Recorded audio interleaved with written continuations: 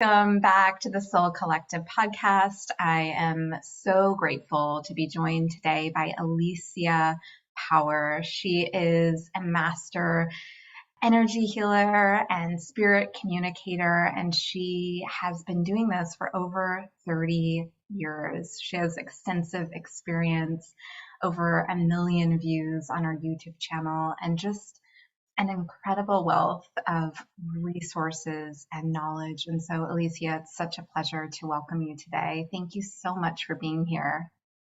Thank you, Emily. What a treat. What a treat to hang out. I'm excited to see where we go with this conversation.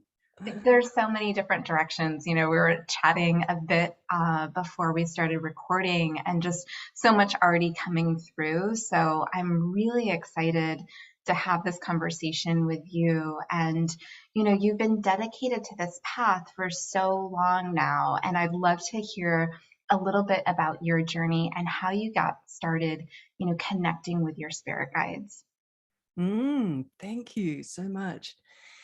It's quite an interesting journey. I remember when I was a little girl, I was a little bit religious. My parents were very religious. You and I were talking a little bit about our parents. And my parents came out of Europe after the Second World War, and they were their faith was so strong. So I was quite bedded into knowing that God was present, and my mum chatting to her saints a lot. So that was my background, where I sort of, the springboard where I came out of. And when I left school and college and went to university, I started to reach for learning how to meditate. And I came across an incredible spiritual teacher, actually an incredible guru, master teacher. I was in New Zealand at the time, and there was a group of people there learning from this person who wasn't in New Zealand. I think this person was in the US at the time.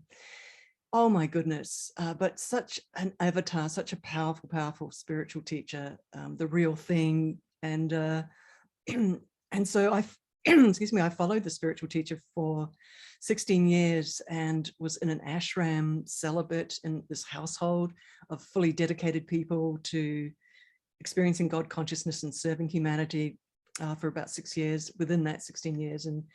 And just a life of service, of deep meditation, of studying God's source and being connected to God's source for those, long years. And that started, I actually met and connected to that at the age of 18. And round about the age of 30, this really interesting thing happened where, excuse me, where I knew it was time to pull away from that framework for no reason other than I was getting these very strong intuitive feelings to reach into the inner worlds, to the spirit worlds. It was time to, excuse me, it was time to get a teacher who could see my soul and who could talk to me about the journey my soul had taken, and help me understand the power that my soul instinctively already had from lifetimes. So I was reaching for that knowledge about myself, even though I had been connected to God's source through deep meditation practice for years and years and years and years. It was time for a new stage. And so I opened up a book and read an exercise and closed my eyes. I was really used to being very quiet and still, with my mind very still. And I could feel a spirit guide coming towards me. And so you can hear that I wasn't chatting to spirit guides when I was a kid. I learned how to do it. I did an exercise. I closed my eyes. I focused. I sent a question out. And because my heart was open, because I was hungry, I could feel the energy of a presence of a being coming towards me. And that being became my buddy for 2 years and ended up being, it turned out, a master energy healer. And and this being taught me how to do energy healing. So I was really thrilled. Within a month or two, because I was used to speaking and giving spiritual discourses for all those 16 years previously, I was running workshops pretty quickly and teaching other people how to talk to their spirit guides really quickly. It was like my mind went, well, if I can start hearing spirit guides, and they were giving me very excellent information about the human consciousness, you know, how the aura is the human consciousness, how our thoughts and feelings sit in waveforms in the electromagnetic force field, which is our aura. And that is our memory, that is our thoughts, that's our feelings, our experiences are happening not just in this body, but they're embedded in this hard drive, which is this electromagnetic field that surrounds us. And so my spirit guides were teaching me this, and I was very quickly a professional energy healer, because my spirit guides were going, hey, we want to show you how to heal other people. And so first of all, I would invite my friends to come and have trial healings. But very quickly, my spirit guides, and this is kind of like an indicator of having done this before in other lifetimes, you could say, because I just took to it like a duck to water. It was like, oh my God, I've done this before. And my spirit guides were just coming in, and they were showing me, like, I'd have my hand out over the body of somebody lying on a healing table, and they would show me the light coming out in my mind's eye. They would show me the light coming out of my hand, where it was going in that person's auric field or in the chakra system, what it was doing in there, how it was navigating into the chakra, and like a scanning and finding stuck energy. And then the energy would change out of that laser light, you know, of that was pouring out, that was going one way first and sort of breaking up concrete, and then the next minute it would be vacuuming up, you know, broken up stuck energy, and then the next minute a different energy would be coming out of my hand, and repatterning the software in that spot in the chakra. So they were just showing me so much in those moments when we were doing energy healing, and they would just step into my body, full body channeling, and move my body. So, and again, it felt normal and natural for me to be doing that, to be an extension, allowing my guides to just move my body.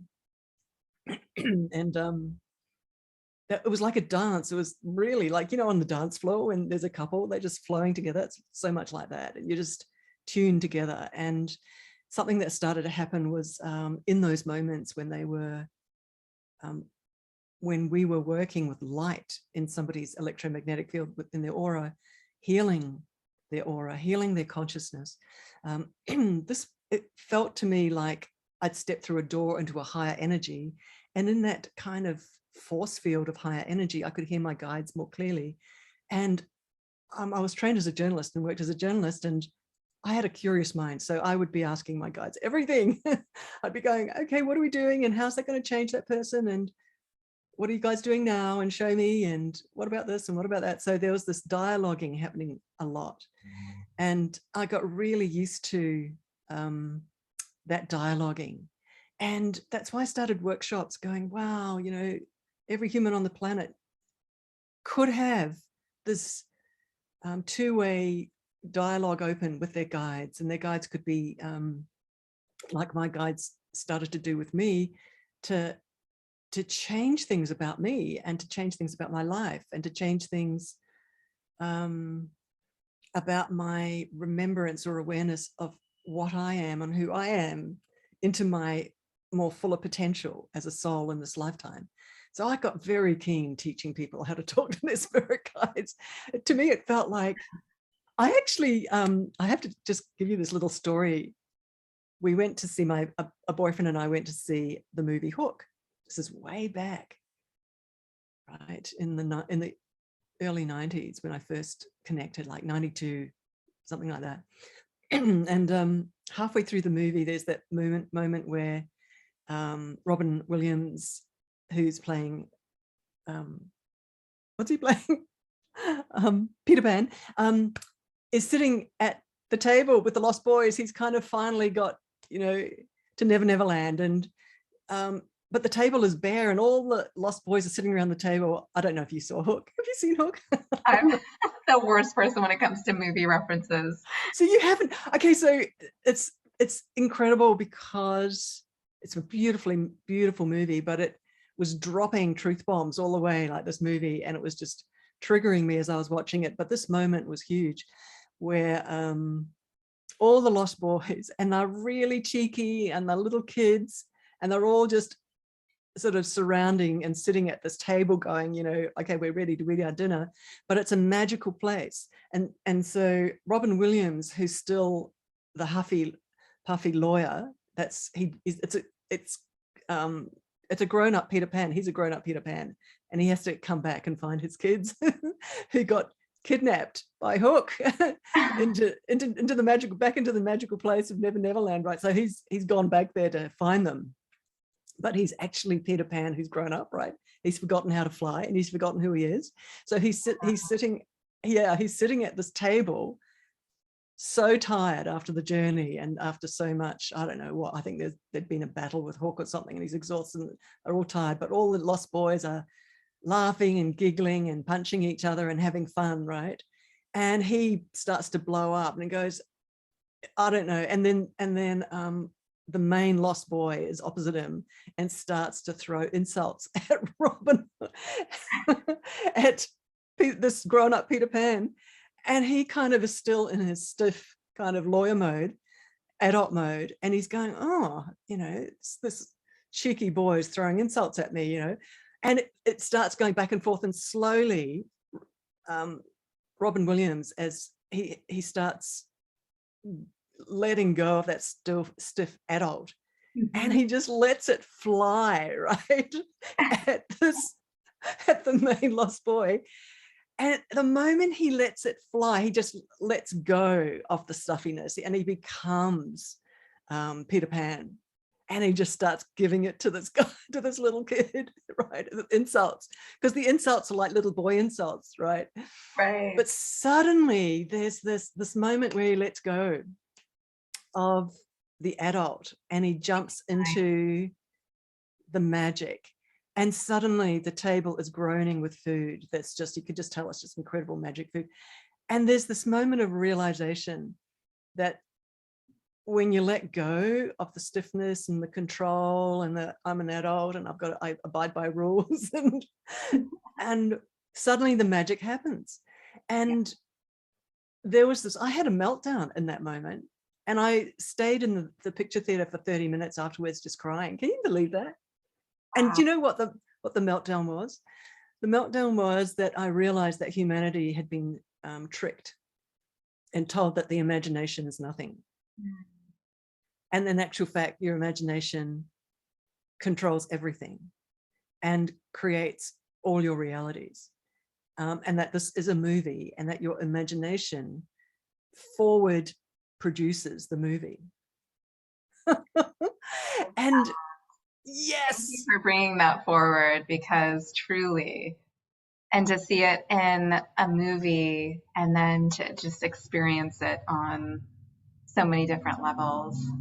Yes. I could feel my spirit guides had just flicked open a trapdoor in my whole consciousness and were using the movie to teach me. And that penny drop was so deep and it was huge. And so after that, I realized that that spirit world is real. They are standing just through this thin veil, wanting to teach us to remember that we control our reality, you know, without consciousness. And oh my goodness. And so it was a huge teaching moment for me about the worlds of spirit, about that this is just a movie. And yeah, and so there's it so was much there, Alicia, that I'd love to just, go into and explore. You talk about this dance that was taking place between that has developed, that you've cultivated with your spirit guides, which is so beautiful. I see the imagery of it, and I just am curious for anybody out there listening that feels like, that dance doesn't feel quite as fluid at this point in time. Like, is that something that just kind of automatically opened up for you at a certain point in time, or is it something that you really, started to work on to cultivate? I cultivated it really deliberately. There was a part of me that was smart enough to realize that those spirit guides were real, and that moment of connecting with my spirit guide, that actually there was a master trainer standing sort of between, you know, on the other side of that concrete wall of the veil. And I realized that I was the one that was concreted. And so I made a decision to every day turn my attention to that place, to that spot where that interface was, and just check and ask a question and see what would happen. And sure enough, like one word would come back.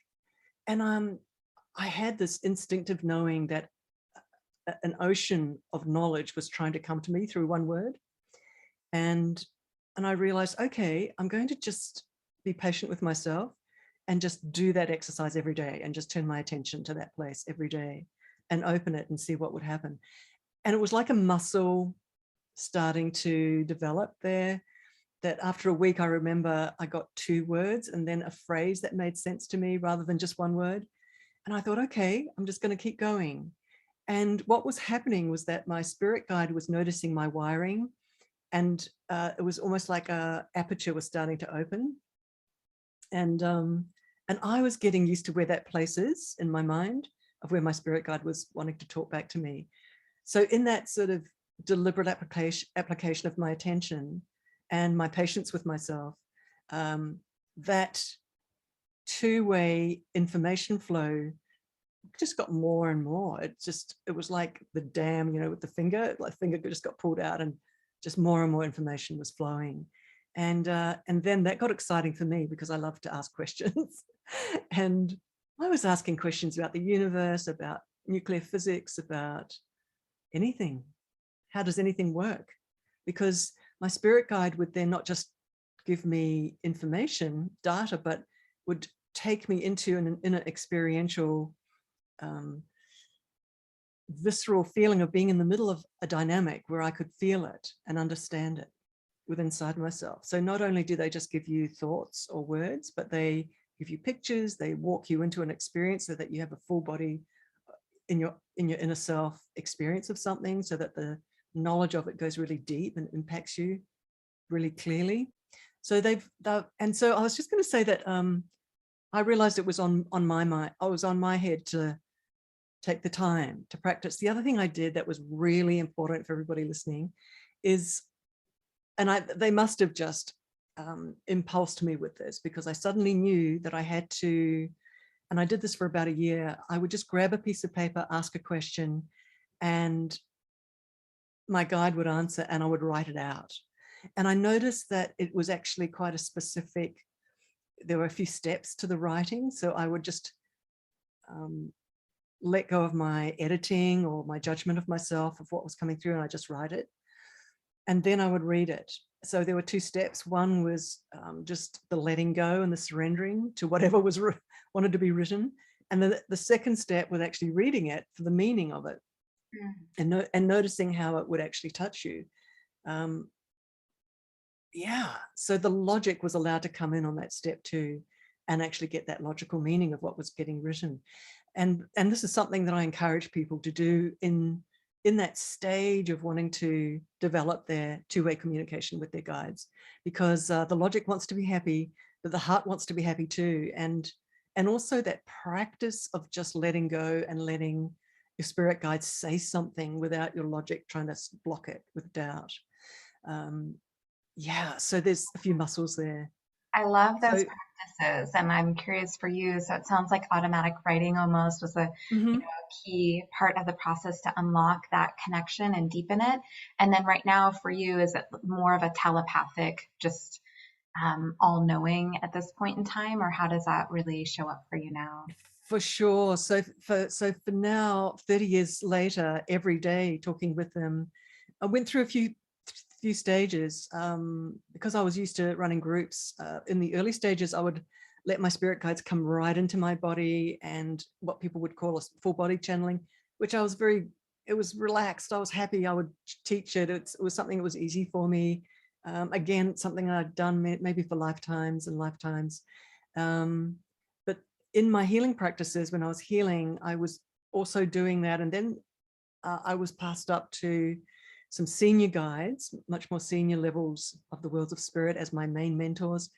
And their energy was really strong and really high. And pretty quickly they began to tell me, hey, Alicia, it's a little bit of a strain on your body and your auric field for us to bring our energy down and for you to full body channel us.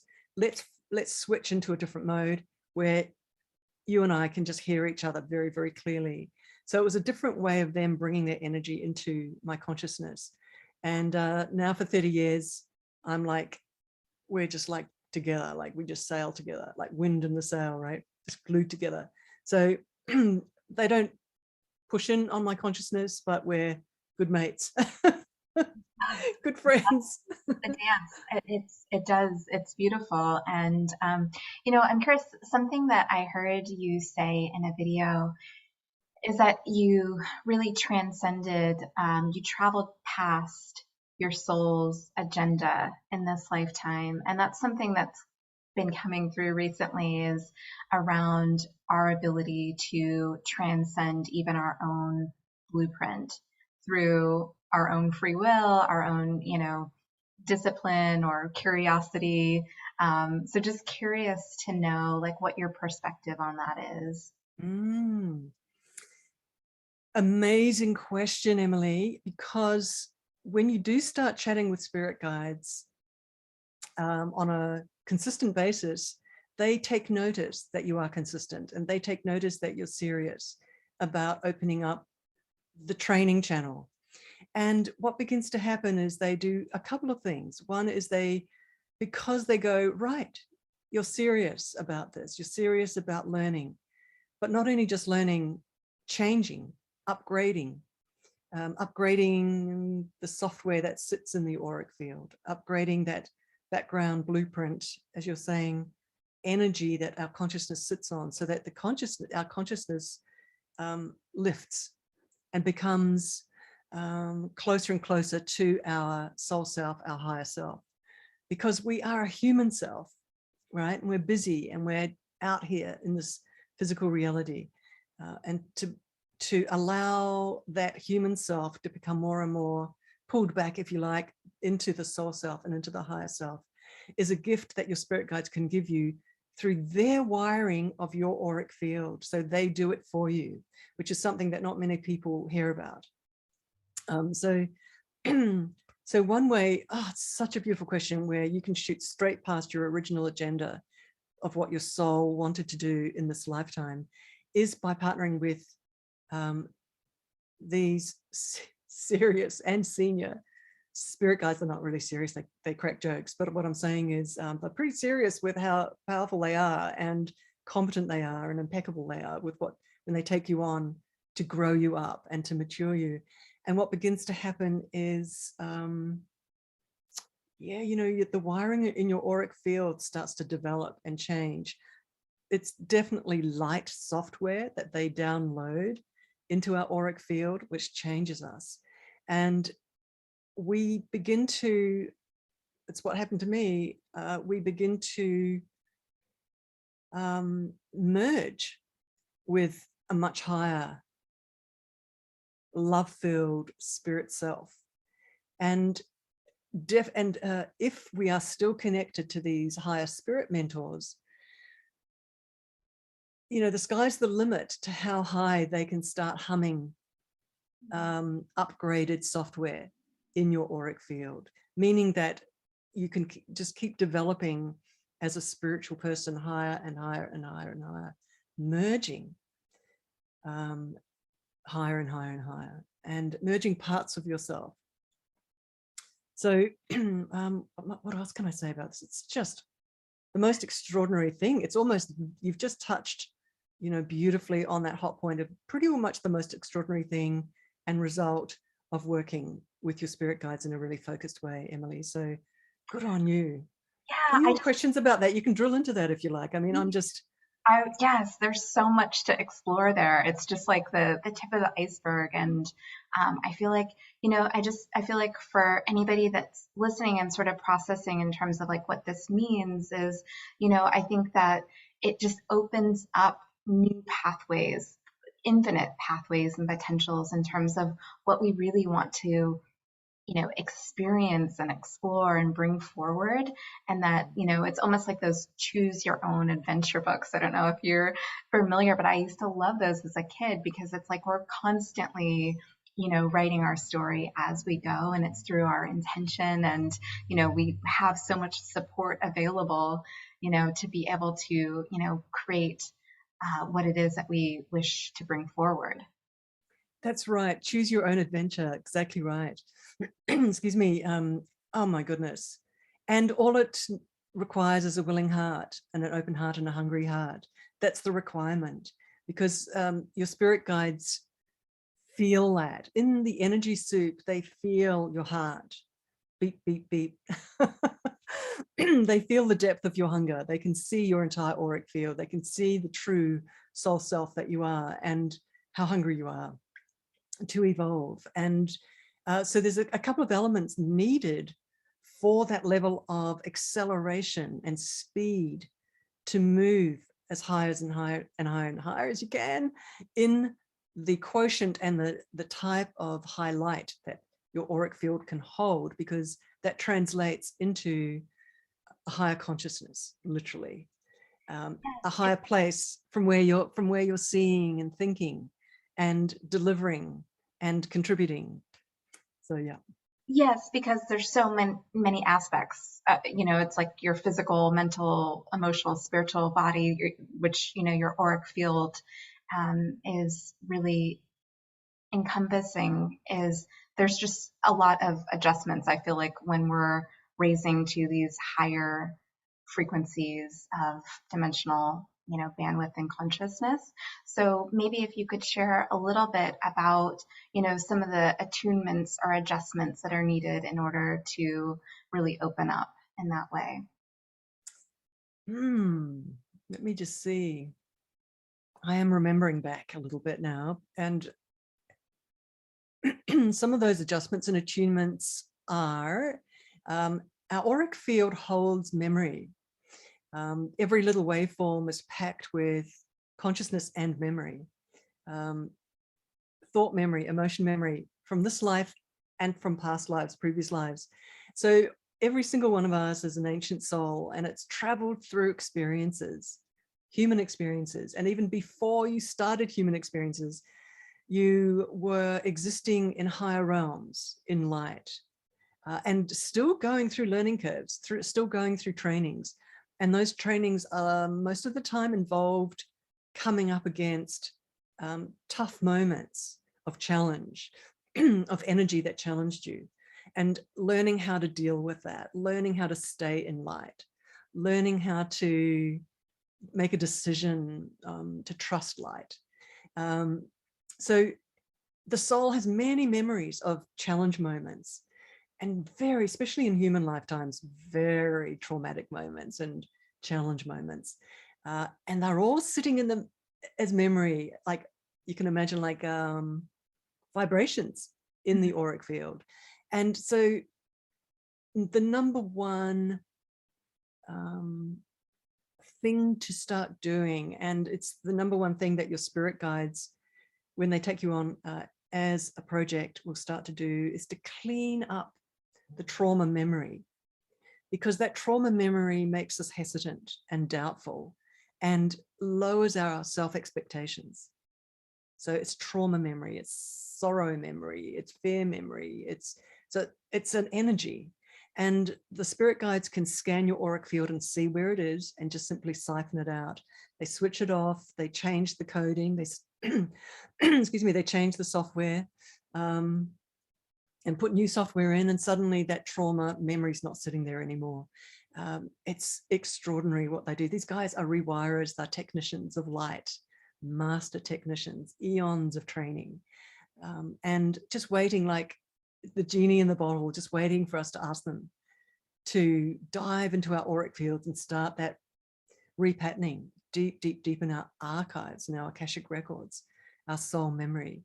Because just as I mentioned, the outcome of changing all of that memory, repatterning it back to a softness, back to a self-love, a result of that is growth fast growth. And part of that fast growth is, it's like the scales coming off our eyes and us remembering who we are as a soul, right? That's actually a major result of them going in there and clearing up our deep wounding on a soul level. So that's a requirement. That's a kind of a number one on the checklist of needing to be done. Yeah. and that can take just slowly, gently, gradually, a year, 2, 3. But in the meantime, when you've got that regular connection with your spirit guide, telling them, instructing them, it's one of the big things my spirit guides taught me to do very early on, is how to instruct them, because the spirit guides need to be like a genie, right? All powerful, standing there, but wants to be told what you want. So, and that instructing gives them permissions to come in. So always feel comfortable letting your spirit guides know what you need, because that gives them permission to come in, start working on that huge iceberg under the ocean of all our soul memories. What And would be an example of that, of how we could instruct them? great question. Let me just see. I always invite people to lie down because the auric field relaxes, the mind relaxes, the emotions relax, your thoughts relax. And it means that the waveforms in the auric field are calm, and spirit guides, when they want to go in and scan and start doing work, they can move faster and deeper when you're lying down. And also they can sort of grab your attention and help you see what they're doing. So an instruction would be, please take a look at a feeling of irritation and anger that I've got about something that's just happened. I'm annoyed at someone, and I can feel that there's this huge ball of anger inside of me, and it's annoying me that I've even got it. Please lift it off me, right? So that's just an example. So you're instructing something quite specific, and they love specificity. They love being told something quite deliberate and specific. Let me see. Let me see.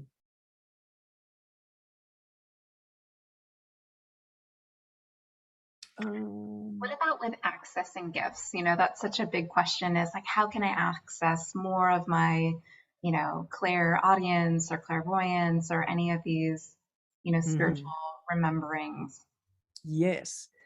Well, again, it is a muscle and it needs to be practiced. You need to practice working the muscle of turning your attention to your spirit guide and asking a question, and noticing where that information is coming from and playing with it, just experimenting with it, but sticking with it, so that that muscle starts getting, that highway of information starts getting more and more. So it is on our shoulders to do that, to step forward and actually action something there.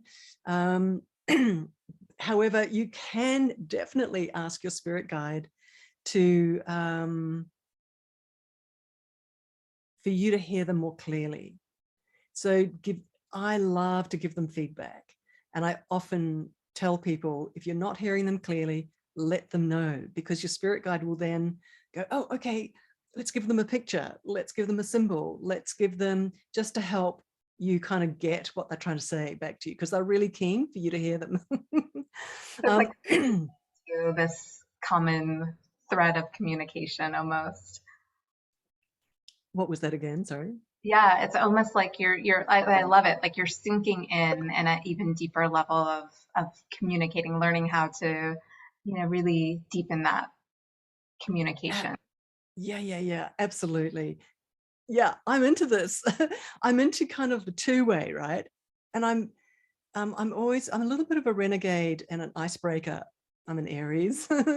and I always say, hey, why shouldn't we hear our guides really clearly? That's something that's really huge for me, that this topic. So anyway, because your life changes, because you can instruct them, because you can get feedback from them, you can ask them questions.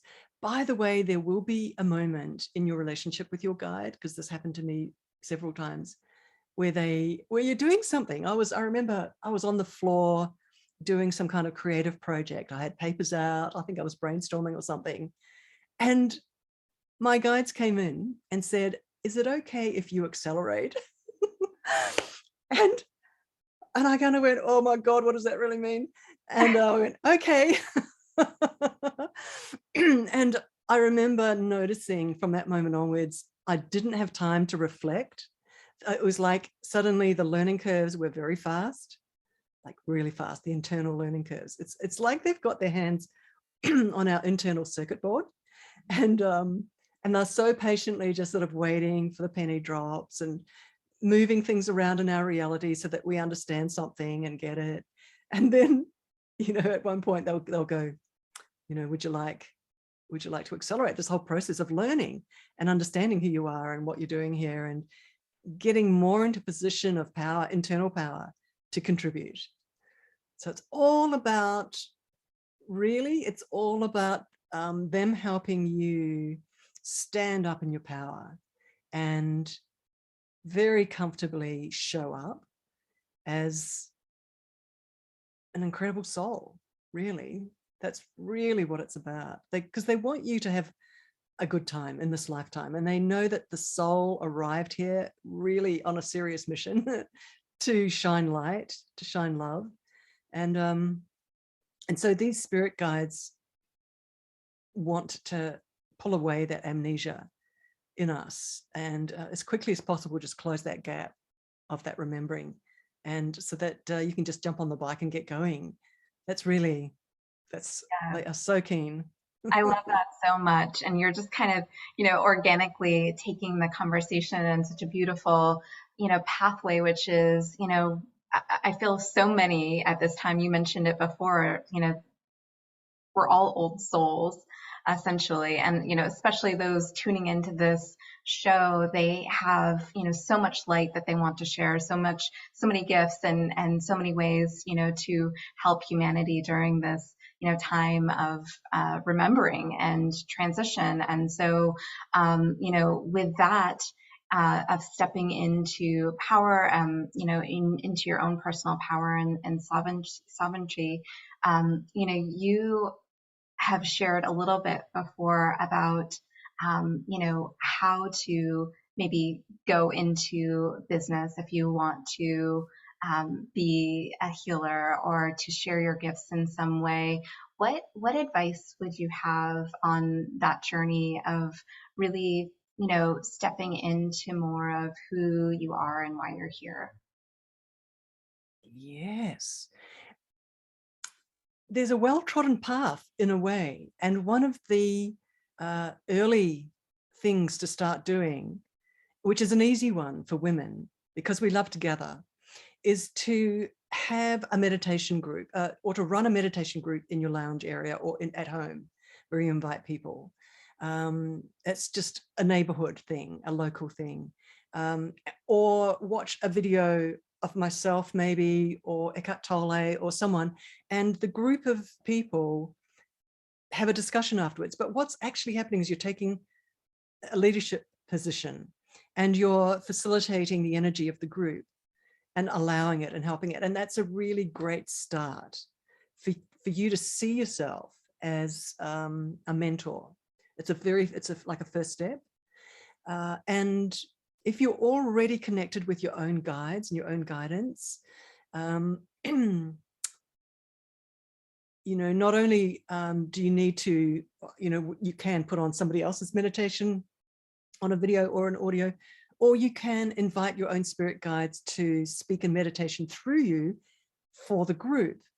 And there's no ego around it. It's just, okay, let's allow these guides to guide us into a beautiful place of meditation, into a journey, into a visualization journey. And so everyone's on an equal footing, but you're just the servant in the room for all of you. But it takes you into more and more into that self-awareness that you're facilitating people. And that's a beginning point. These days, from a digital point of view, I've been running all of my courses and my trainings for 15 years now, groups online, on conference calls, everything's been online, so it's a global situation.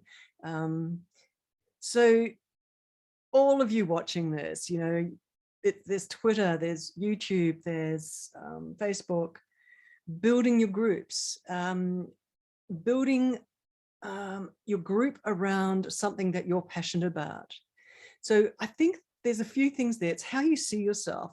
Do you see yourself just as a facilitator for other people's meditations or other people's channeling, where you gather people to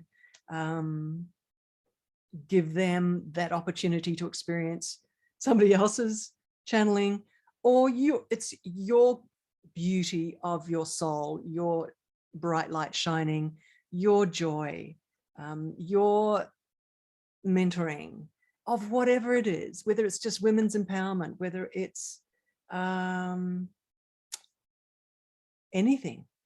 It's what I'm trying to say is it's about, there's a second step. I think what I'm trying to say here is that from you just seeing yourself as a mentor and as a facilitator of a group, then you move into your own, shining your own light, right? And there's a huge important moment that I love to teach about, and that is to notice how valuable your own heart is, and the softness of your heart, the authenticity of your heart. Because this world out there, the money world, is very, especially if you're wanting to make this a business, is very, very cold, hard and calculating. And it's based on systems. Money runs in systems. People have set up, you know, the systems for money to run. But what's missing a lot of the time is the juice of heart and gentleness and caring. And so people are really drawn to, in this desert to someone who's happy to show their heart and to embrace people with their heart. Really, it's like water in a desert. It's that valuable. And I'm talking across the board for any human, you know, whether it's somebody who's already a professional in business or a lovely mum at home. Everyone is drawn to that. And that is the underlying value of what you're delivering. If it's aromatherapy, if it's massage, if it's any kind of a modality, whatever the modality is, it's really your heart and it's your authenticity that people love and will come to you, and your group will find you, your tribe will find you. So if it's a digital thing, I recommend just start pumping out your heart, whether it's in tweets, whether it's Facebook posts, whether it's little videos on YouTube, people will find you. So this is, and it's about building your presence, building your joy, your love, right?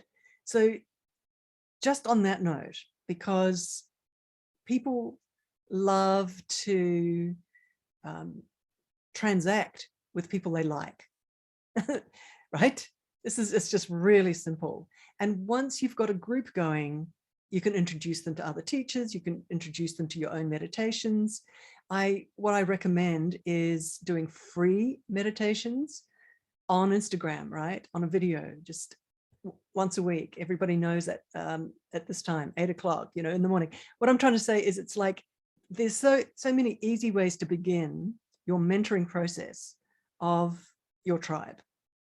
And just for you to show up, to give gifts.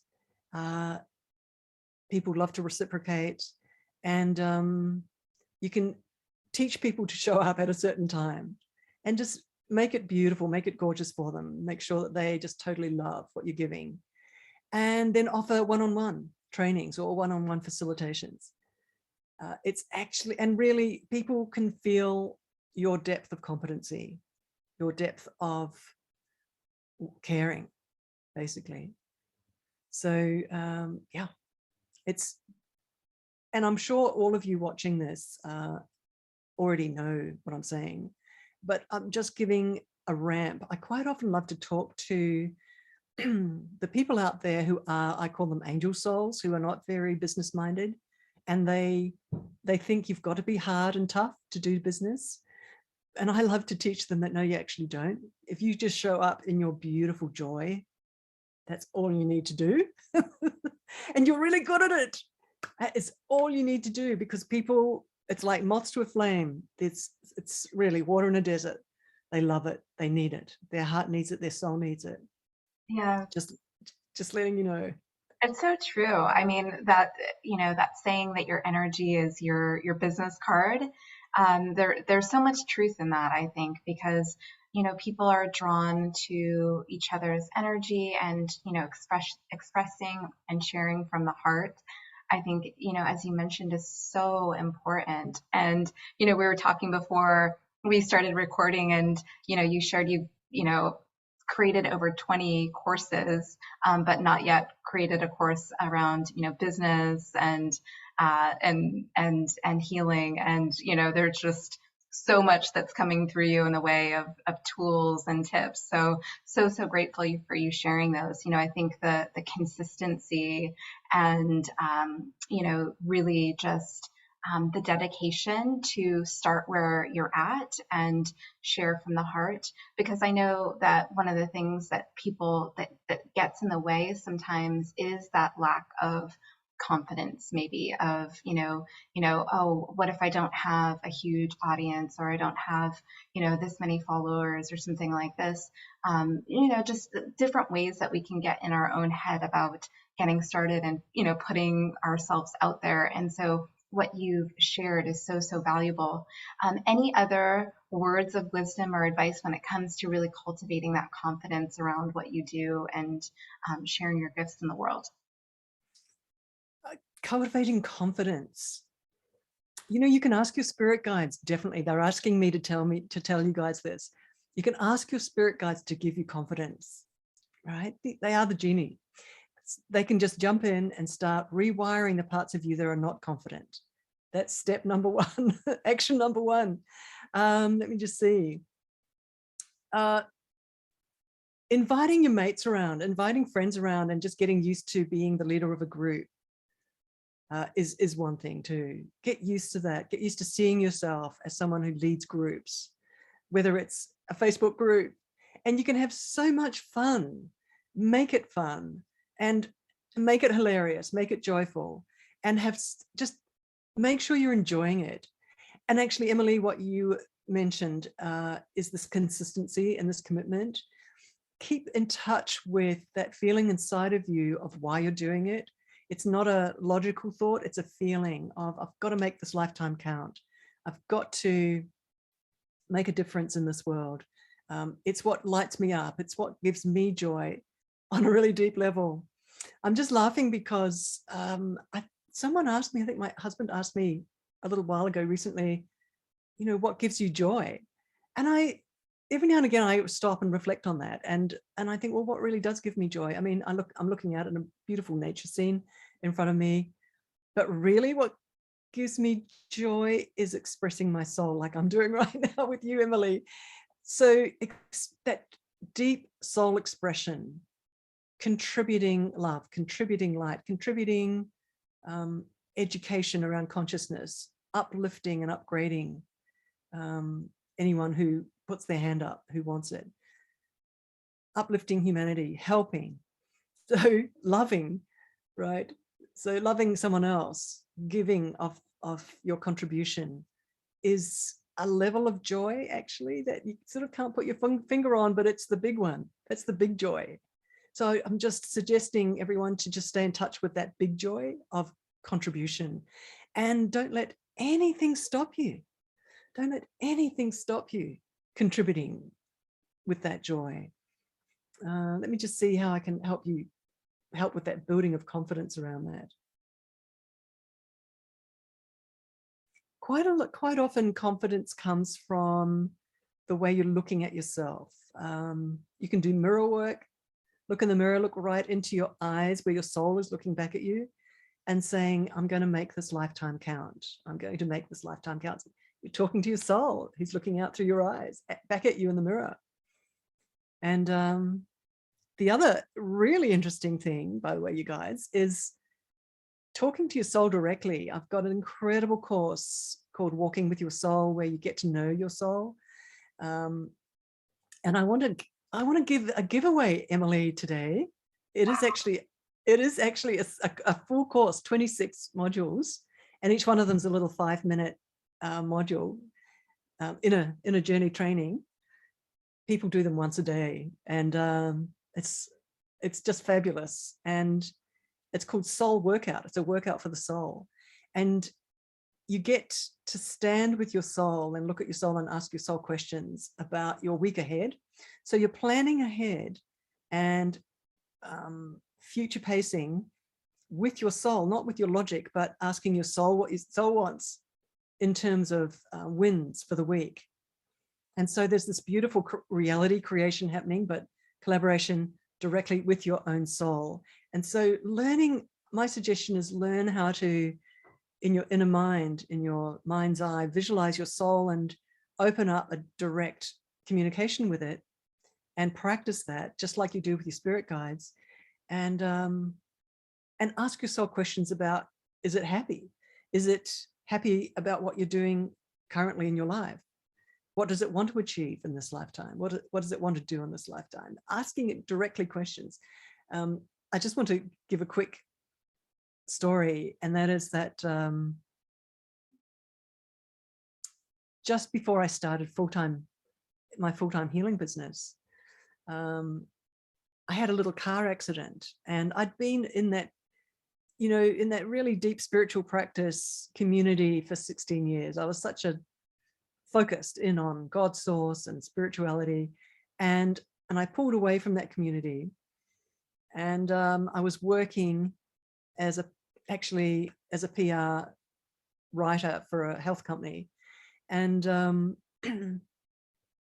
and I had a tiny little car accident. It was a big car accident for the car, but I just walked away with hardly anything. But that night when I was lying down, I think somebody was giving me an energy healing or something, some Reiki, and my guides came in and said, stop trying to kill yourself. Your soul is so bored, because I'd spent those 16 years in deep spiritual training, and now I was working as a PR writer, right, for a company. and I didn't know I was bored. I didn't know my soul was bored, right? And so my guides were going, you have got to start full-time being an energy healer. And so I walked away from a steady paycheck and just jumped. And it wasn't comfortable at all. And I don't recommend it. But I just went, okay, because I was just used to surrendering to God's source, right? I mean, that was just, but anyway, I just jumped. And but the moral of the story is, we don't know what our soul is tapping us on the shoulder trying to say until the Mack truck happens, right? So it's a good idea to talk to your soul to find out what it's really thinking. Guys, this is so good. I love that suggestion. I mean, we can deepen the dialogue between our spirit guides, but then also really have this ongoing dialogue with our soul and really asking, are you happy? What is it that you're desiring to express in this now moment? We'll get a lot of clarity from having those conversations. Yes, absolutely. And I just want to say, if anybody wants a free entry into that course, to just email support@soulmentoring.com. So amazing. Thank you so much. What a beautiful gift.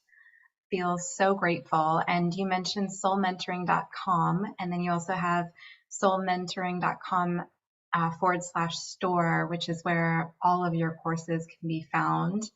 What would you recommend? Because there's so many options. What would you recommend for somebody just kind of getting started? Mm-hmm. I recommend, for learning to chat to your spirit guides, there's a great introductory course, little 6 modules.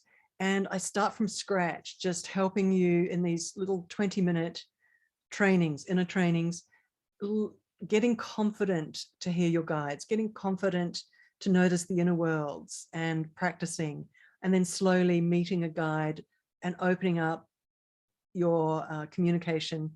So I slow it right down in these 6 modules. It's called How to Talk to Your Spirit Guide. I think it's right up there, one of the very first ones in that store, in that course. where you see all the courses that you can purchase. And I think it's only about $27 or something. It's really cheap. and then there's a big bonus meditation at the end of that, sort of 7th module, of about 30 minutes, 45 minutes of just a deep meditation where deep training with your guide. So it's great. It's actually a really, really good course. I highly recommend that one. Amazing. Yeah. Thank you so much, Alicia. This Thank is you, Emily. such a fun, expansive, amazing conversation. I just want to honor you for all that you're bringing forward and sharing, and your commitment and dedication and beautiful heart that you share. So thank you so much for joining us. Thank you, Emily. Thanks for having me. You are absolutely delightful. Thank you for your work, bringing teachers on and sharing their work with your network. And oh my gosh, thank you so much. And I wish your full soul fulfillment in this lifetime. It's the most beautiful thing I could wish anyone. It really is. And for everyone listening, true, full soul fulfillment for all. And just sending so much love and gratitude to everyone listening. Thank you so much. And we'll see you next time.